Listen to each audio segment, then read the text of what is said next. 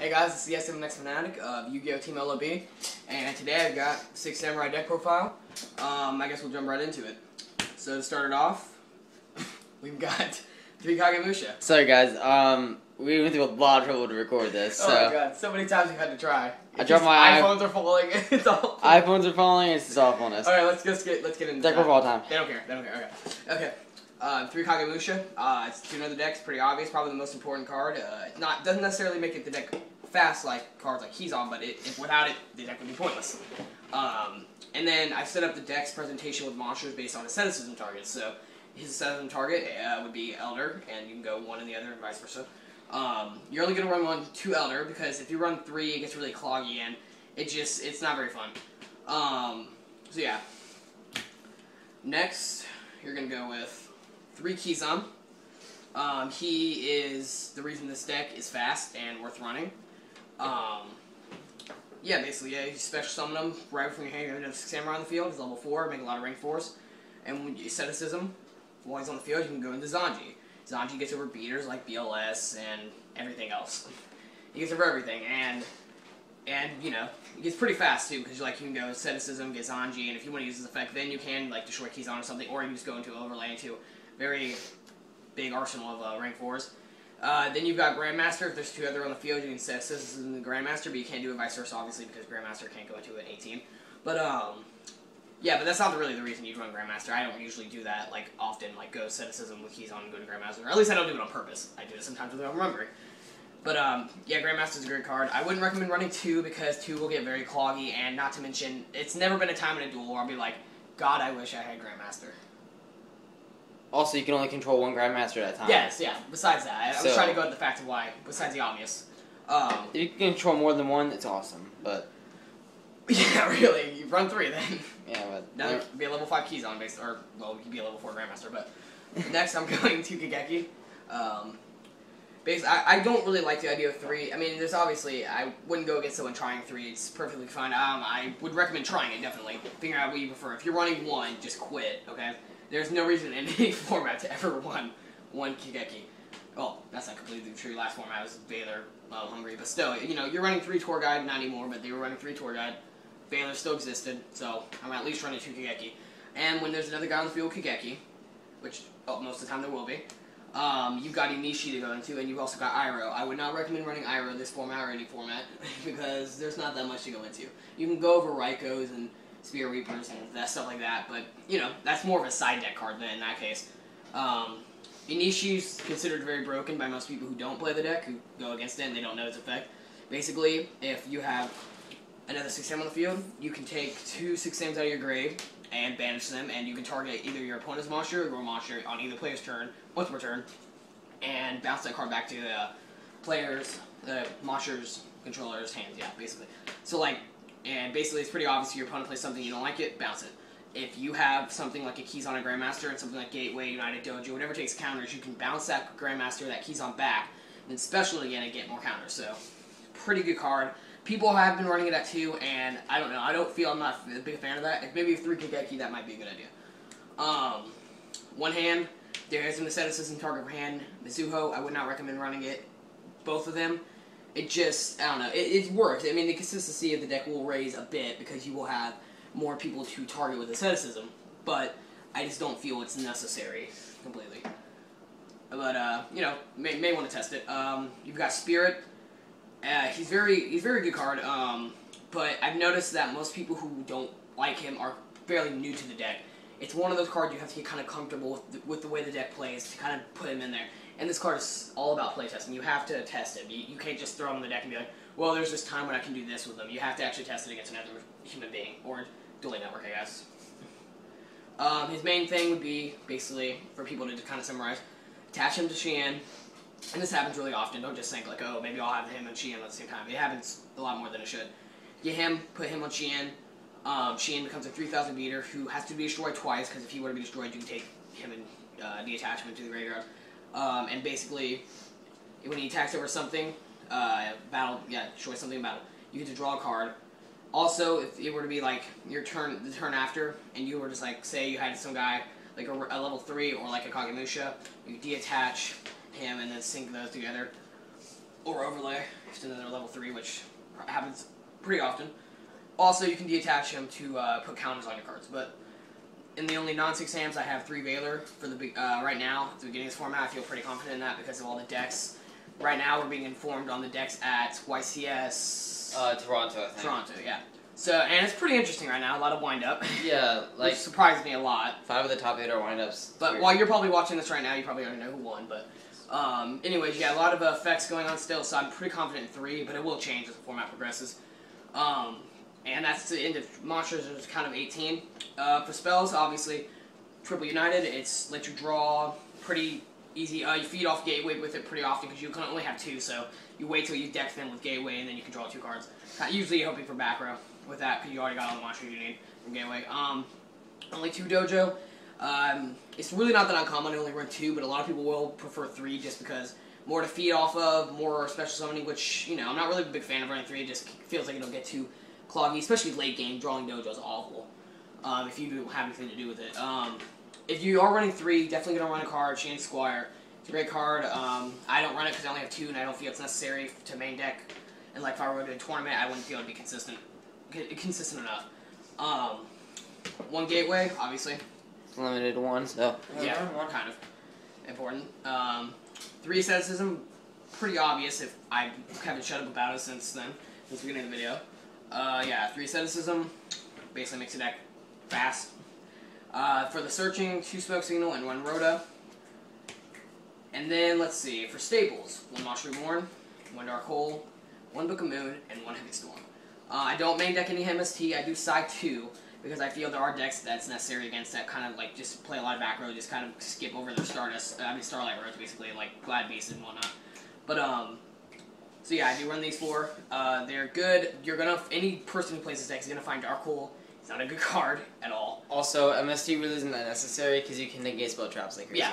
Besides that, I'm just saying I've always think, oh, maybe I have to put 1 in there. Then I remember, I just don't think it's necessary. If I side it, I side it. But build's too tight. Yeah, it's one of those kind of decks people like love to tech cards in there to try to be innovative. Don't do that. Do not try to be innovative. Just run the deck, and you know there are cards that you put in there with Squire, and you know that's completely fine. But just if it's something like completely retarded, like a warrior, you're like, oh, Marauder Captain, no. Just or Rivalry War. Run Kageki instead of Marauder Captain. Yeah, really. Anyways, yeah. So I run those staples. It's a spell count, I'm pretty sure of 16. So yeah. For traps, I run 1 Magatama. A lot of people are actually against this card. A lot of people prefer to run 2. Some people out in like Texas somewhere like to run 3. It's supposed to be 3, which is pretty important for like everything. Basically, most people will come to this situation. Shien, say play Shien, go Magatama. I, of all people, will know that when someone plays something, I always think, oh, they have Dark Hole in their hand. It's obvious. That's why they're bluffing. they're obviously bluffing. They have Dark Hole and they want me to negate so they can play it. I get scared of that all the time. Most people will talk about that. Basically, negate something that they're going to get a play off of, and this will cover everything else. Covers everything because it's supposed to be 3. Like Warning, you can get over that, which he can't because he's not supposed to be 3. He's supposed to be 2. It gets Torrentials. It'll get anything that says destroy, basically. It gets over everything. But I did run 2 for a while, and I didn't feel it was clogging away, but it wasn't clogging your hand. It sat in the field forever. Unless you got at the beginning of the game, you weren't doing much with it. Obviously, the Solemn Brigade. I mean, why would you not run it? It's Solemn Brigade. There are people out there who's like, I think I'm going to go with 1 Warning and Bottomless, and those are the kind of people who never top events. I do run 1 Mirror Force, and most people are actually running 2, and I just say most people a lot because I look up like everyone's deck profiles. In 6Ms, especially last format, Mirror Force in most decks was dead because of Insectors, because they popped it before you could ever use it. This format, Insectors are dead, for the most part, hopefully. They aren't going to be topping Insectors next few YCSs. But, I only want to run 1 because there are situations, mostly against decks that run a lot of traps and run stall cards like Thunder King and all that, where you're just like, they get over all your plays with traps, so they stop basic, and you're just like, I kind of need something to get rid of their field to kind of go ahead and rebuild like field presence. Because they have too much field presence, you can't really get over it with nothing when they keep stopping you. So this 1 Mirror Force is very necessary for just getting over stuff like Glad Beast and all that, which is going to be really popular for right now, because when Glad Beast is not popular at the beginning of the format. Next, the last trap, 1 Phoenix Chain. I do run triple Valor, so if I ran 2 Phoenix Chain, I feel like a moron. in most cases. And, you know, there are people who would prefer, you know, want to be protective, run a lot of Phoenix Chain, run a lot of Veilers, which I understand that completely. That's mainly the reason I'm running 3 Veilers. Because I want to make sure I can get over anything at any time during the game. But if I feel like 3 Veiler is just faster, obviously, because it's a hand trap, you don't need to set it. But I do want to run Phoenix Chain because it doesn't just stop effects, it stops attacks. So, yeah, trap count of 6, it's a 40-card deck. So, I'm confident that the build is good. There are a lot of things you can do with Sams to change them around. Certain cards you can run instead of others. Certain amount of cards you can run versus like 2s, 3s, and stuff. I'm confident that the build's good. And so yeah, let's go to the extra deck for level 5s synchros. We've got Xian, Catastor, Beast. These two are pretty obvious. Xian, you know, so usually your goal is to always go first turn Xian, so you can kind of avoid just problems that your opponent will be doing in the future. Also, there's a signature on here. Oh, a very good Yu-Gi-Oh player. Oh my gosh, it's not focused at all. Okay, see that signature? Alright, if you don't know who that is, look him up.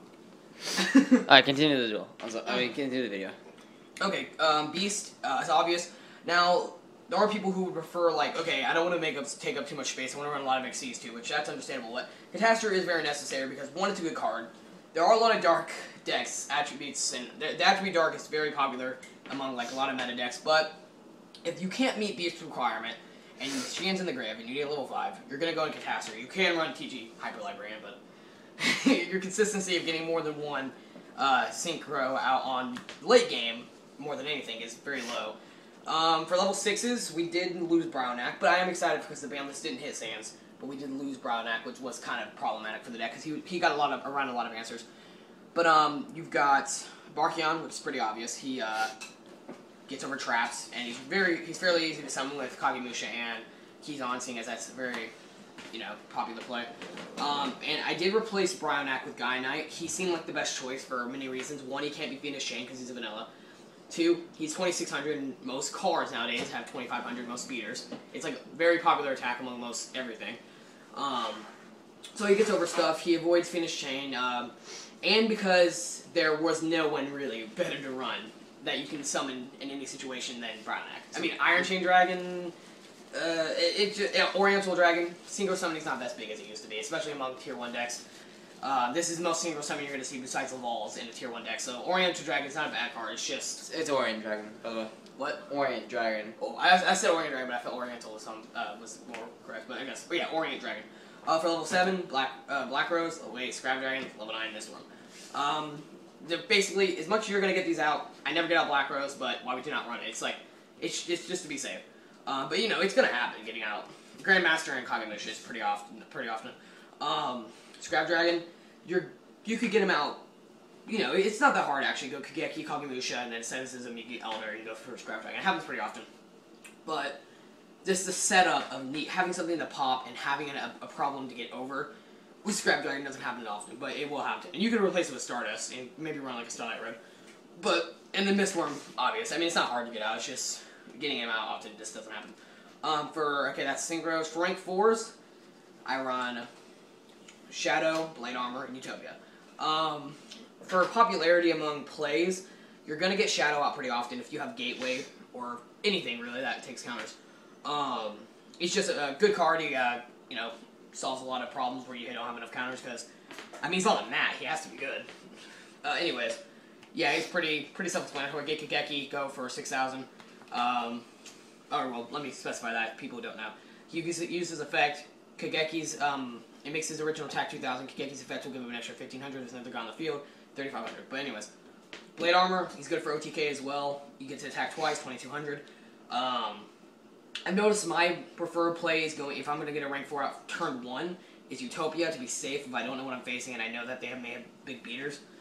But he is good for OTK, and then Utopia is pretty self-explanatory. He stops everything that involves attacks. Now for rank 3s, I'm going to go ahead and go one at a time with these because there's 4 of them. Invoker, even though you're not getting him out every turn and he's not like Xian in any way with getting him out, you're going to get him out pretty often in plays where you're like, okay, I've got a Kizan and I can make a rank 3, use his effect and another Kizan, make a rank 4. And you got 1600, which nowadays cards are getting pretty weak. Like, just regular, everyday main deck cards are getting pretty weak, so you're not that hard to get over stuff with them. Number 17, Leviathan Dragon. I mean, it's a staple. Appointed to me by a teammate.